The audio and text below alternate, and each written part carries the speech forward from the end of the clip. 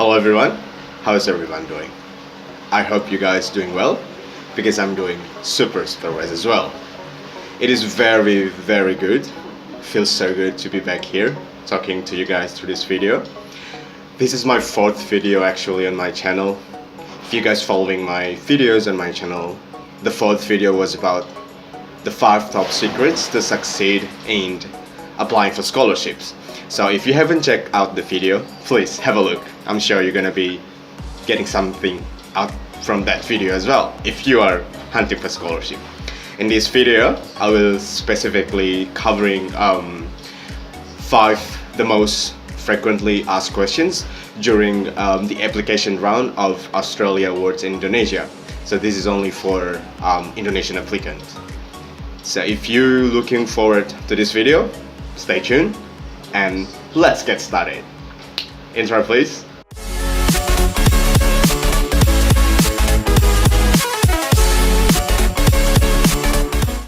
So as one of the alumni of Australia Awards scholarship in Indonesia, one of the most prestigious scholarship offered by Australian government to Indonesian students, I often sometimes get people and friends bumping into me and ask me some questions regarding the applications stages and also interview stages.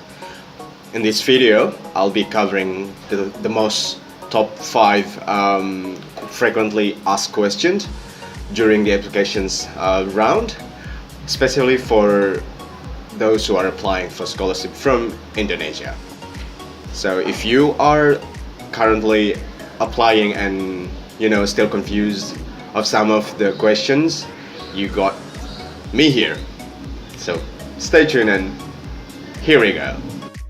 So the first questions that people and my friends always ask regarding the application round of Australia Awards scholarship in Indonesia is how many online application forms, online application account should I open?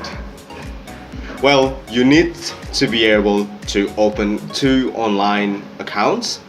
First, the link is down below. So this is the online application that is the main or the core account that you need to open. It's on Oasis. It's on the DVET website. So this is the main account that you needed to open first. When you open this account, you will be getting a specific registration number, and that number will be needed for the second account that you needed to open. And this account is only specific for Indonesian applicant. And here we go. That's the second online account that you need to open. So please remember, please keep in your mind that you need to open 2 online accounts for submitting the online applications of Australia Awards in this year. So the second questions that my friends and sometimes people ask me is, should I write a motivation letter to support my application form? The answer is no, not at all. You are not required to write a motivation letter. All you need to do is, answer some important questions on the, if I'm not mistaken, supporting statements. There are like 4 or 5 questions as in the online application that you open on the main account, or maybe also in Indonesian specific account that you need to open. So that's the only questions that you need to answer. Apart from that, you need to also cover some basic requirements provided in the selections process, such as like IELTS or TOEFL, ITP, certificates, transcripts. But you know what? Everything is provided on the website. This is only a confirmation that you are not required at all to write a motivation letter. All you need to do is focus on answering questions in the supporting statement sections of the online application.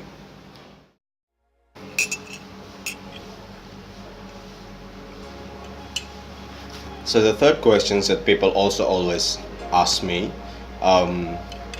whether if I'm applying with IELTS, should I sit on another IELTS test during the selections process?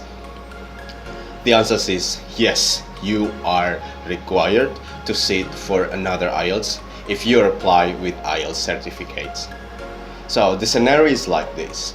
If there are two applicants, applicant A applying with IELTS and applicant B applying with TOEFL, because in the requirements you can either submit one of them, either IELTS or TOEFL.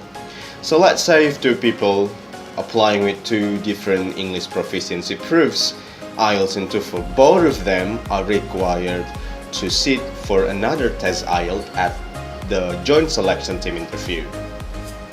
So if you're applying with IELTS, man, you also need to sit for another test, because you guys need to be measured in terms of English proficiency, of your readiness to go and study in Australia where everyone speaks English.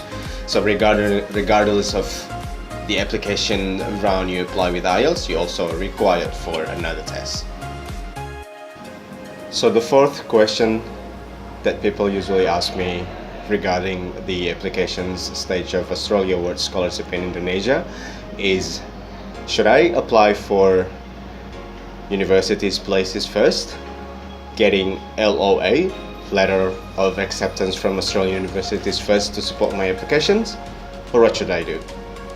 The thing is, when you apply for Australia Awards Scholarship, you are not required also to get the LOA from the Australian universities. All you need to do is just focus on your application and just nominate the two university preference on your application form. So you need to nominate either what uni, and then you need to finalize those two unis with the major that you are going to about to study in Australia. It is quite different compared to the other scholarship scheme, because you are required to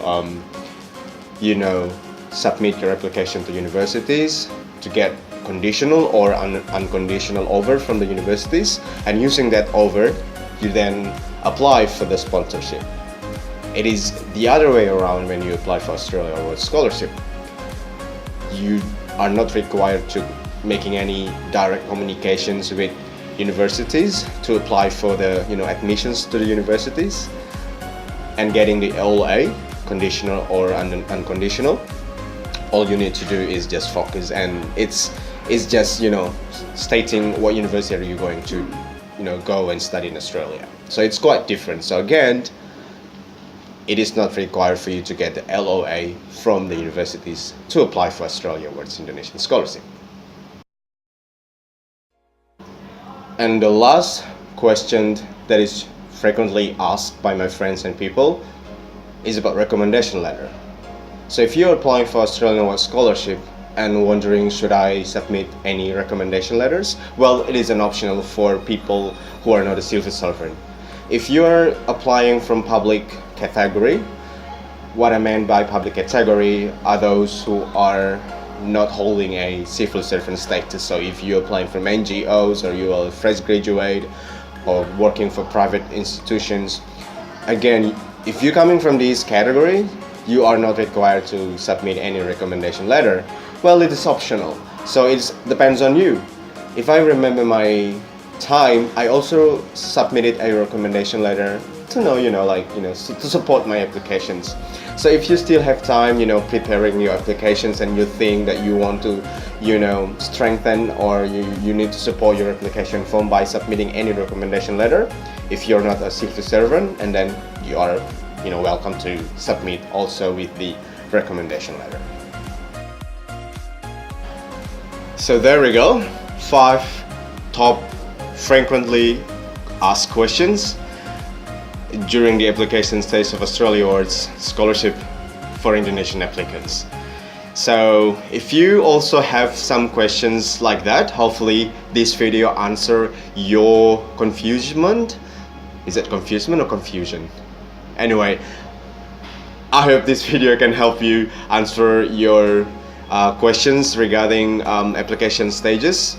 And if you have questions or any other comments regarding your applications of Australia Awards, for example, if these 5 questions are not included in your list, please, you can also submit your questions to me. I'm happy to, provide answers as far as I could. You can drop your comments down below, or you can just email me. My email is also provided on my channel. So there we go. See you on the next video, and again, please subscribe. Bye for now.